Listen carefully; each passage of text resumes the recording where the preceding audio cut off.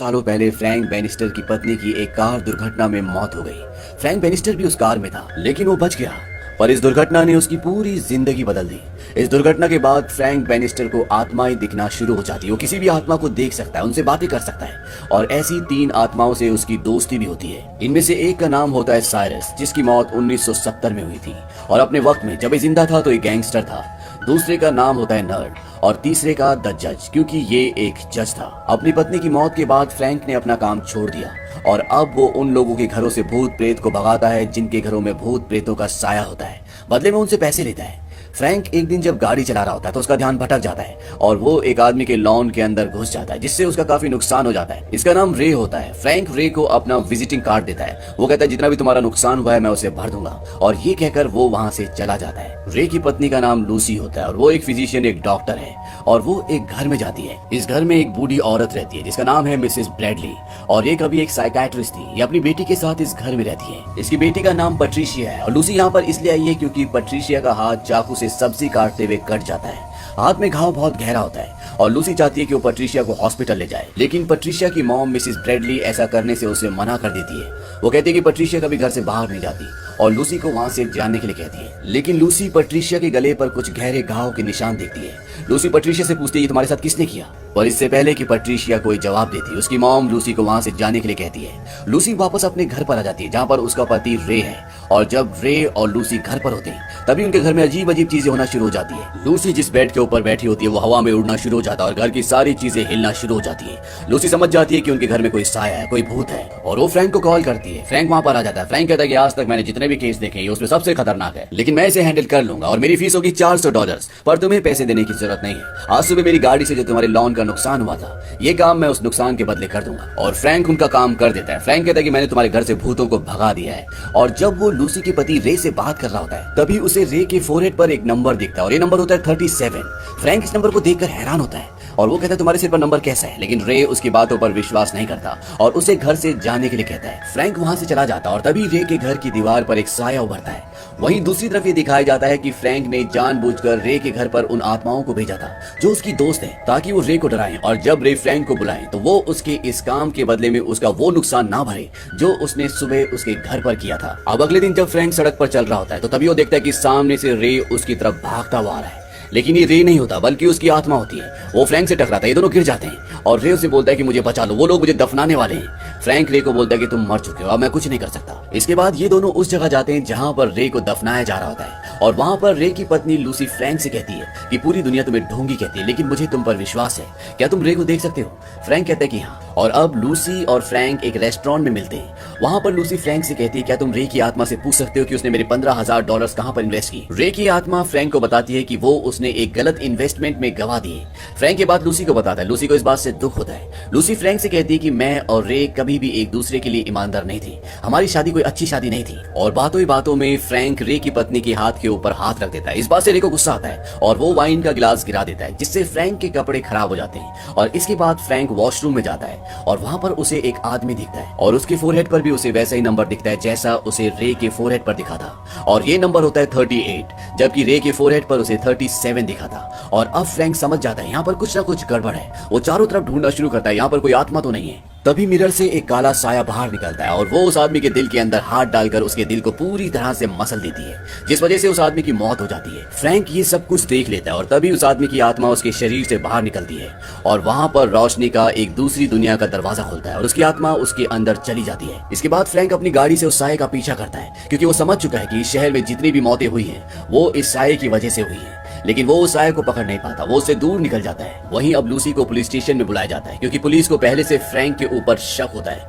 और वहां पर जहां पर अब ये आखिरी मौत हुई है वहां पर फ्रैंक भी लूसी के साथ था, इसीलिए वो लूसी से पूरी घटना के बारे में जानना चाहते हैं। यहाँ पर FBI का एक एजेंट भी आता है और वो लूसी को बताता है कि आज से 7 साल पहले जब फ्रैंक एक आर्किटेक्ट था, वो अपना घर बना रहा था, उसका उस दिन अपनी पत्नी से झगड़ा हुआ और इसके बाद ये दोनों गाड़ी से वहां से निकल गए और कुछ ही देर बाद इनकी गाड़ी का एक्सीडेंट हो गया जिसमें फ्रैंक की पत्नी की मृत्यु हो गई। और जब हमें उसकी डेड बॉडी मिली तो उसके फोरहेड पर चाकू से 13 नंबर लिखा था। फ्रैंक हमेशा अपनी गाड़ी के पीछे एक यूटिलिटी नाइफ रखता था और वो नाइफ हमें कभी नहीं मिला। आज तक हम उसकी तलाश कर रहे हैं और जब हमें फ्रैंक मिला तो 2 घंटे बीत चुके थे और उसका ये कहना था कि उसे कुछ भी याद नहीं है। दूसरी तरफ फ्रैंक पूरी तरह से परेशान होता है और तभी उसे आसमान से एक रोशनी धरती की ओर आती हुई नजर आती है।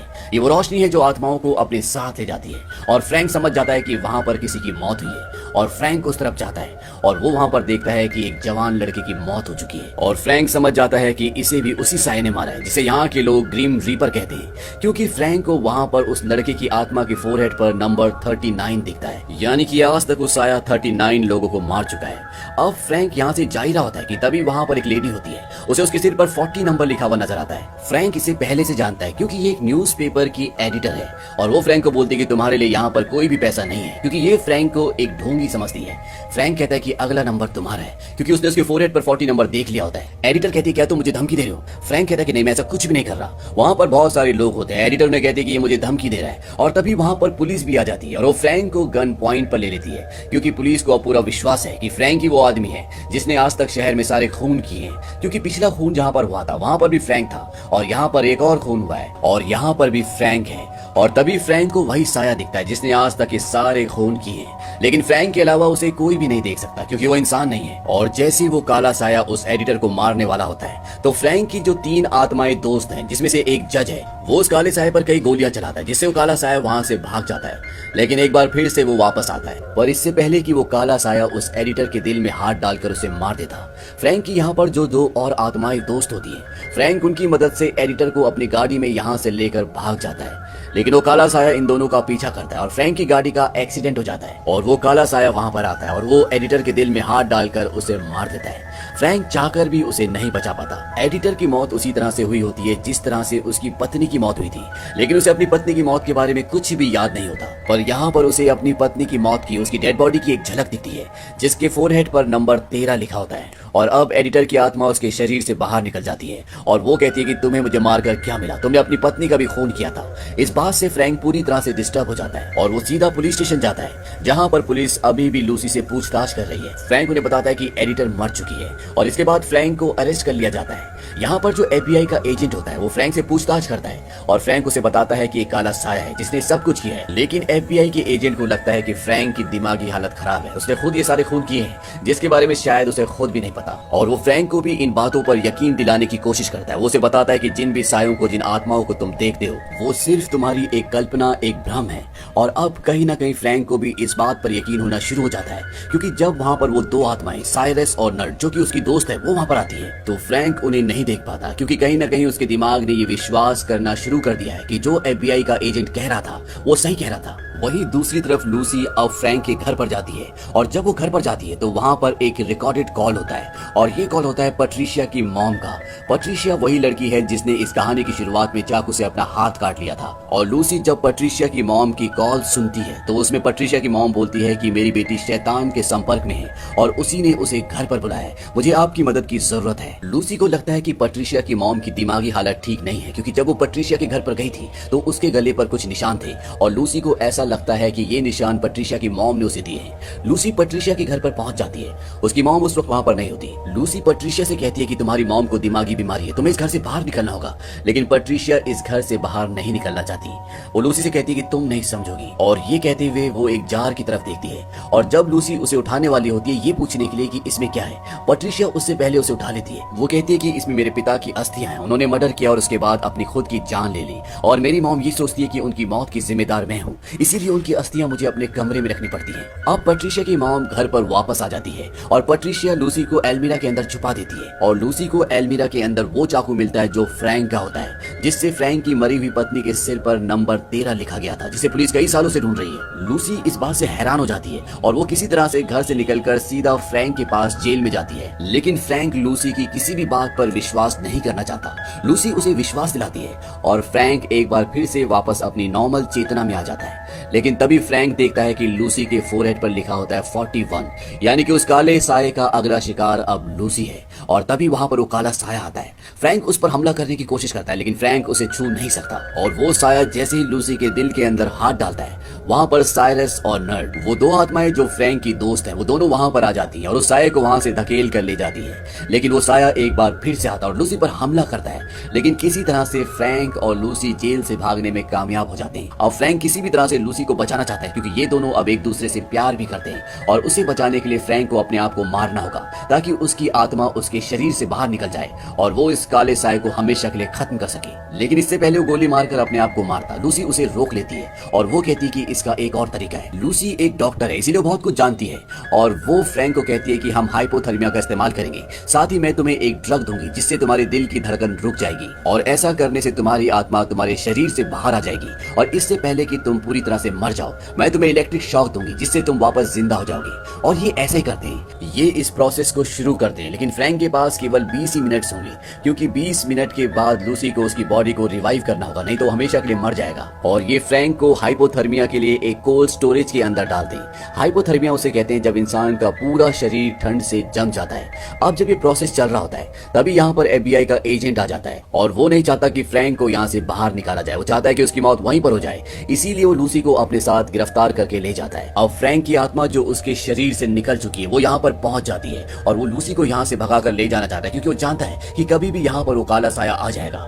और वो काला साया यहाँ पर आ जाता है। फ्रैंक और उस साये के बीच में बहुत लड़ाई होती है और फ्रैंक उसे अपने काबू में कर लेता है। और फ्रैंक को पता चलता है कि इस काले साये का नाम, जिसकी ये आत्मा है, उसका नाम जॉनी बार्लेट है, जिसने सन 1964 में एक साइकेट्रिक हॉस्पिटल में 11 लोगों को मार दिया था। और वो ऐसा इसलिए कर रहा था क्योंकि वो इस दुनिया का सबसे बड़ा सीरियल किलर बनना चाहता था। इन सब कामों में उसका साथ दिया था पैट्रिशिया ने, लेकिन उस वक्त पैट्रिशिया की उम्र मात्र 15 साल थी और पैट्रिशिया जॉन बार्लेट से बहुत प्यार करती थी, इसीलिए इन दोनों ने मिलकर ये किया। लेकिन पैट्रिशिया नाबालिग थी, इसीलिए उसे उम्र कैद की सजा हुई, जबकि जॉनी बार्लेट को सजाए मौत दी गई। अब इससे पहले कि फ्रैंक की आत्मा जॉनी बार्लेट की आत्मा को पूरी तरह से खत्म करती, लूसी वापस उस जगह पर पहुंच जाती है जहां पर फ्रैंक की बॉडी है और वो उसकी बॉडी में इलेक्ट्रिक शॉक लगाती है, जिससे फ्रैंक की आत्मा, उसकी चेतना वापस उसकी बॉडी में आ जाती है। लेकिन वापस आने से पहले फ्रैंक की आत्मा ने जॉनी बार्लेट की उस शक्ति को, उस काले चोगी को जिसके पीछे उसकी आत्मा छुपी रहती थी, उससे छीन लेती है और अब जॉनी बार्लेट किसी के भी दिल में हाथ डालकर उसे नहीं मार सकता। फ्रैंक होश में आने के बाद लूसी को बताता है कि जॉनी बार्लेट वापस आ चुका है और वो दोबारा हत्याएं कर रहा है और तुम्हें किसी भी कीमत पर पैट्रिशिया को घर से बाहर निकालना होगा।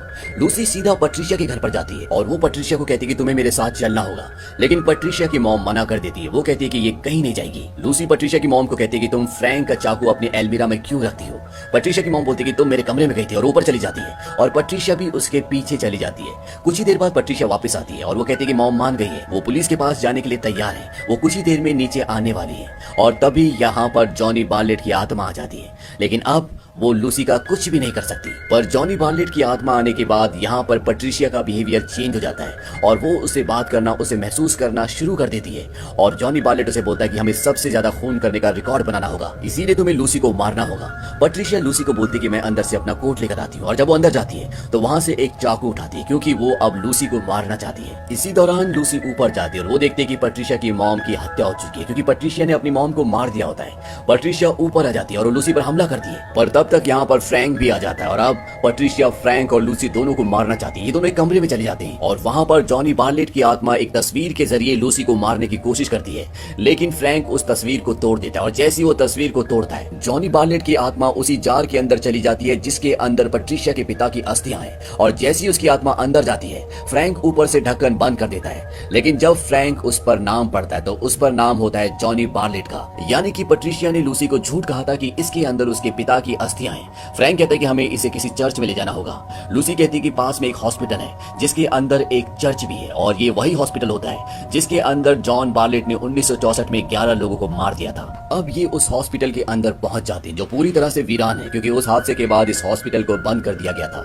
लेकिन यहाँ पहुंचने के बाद फ्रैंक को वो सारे विजन्स आते हैं जो उस घटना के होते हैं जो सन 1964 में यहाँ पर घटी थी।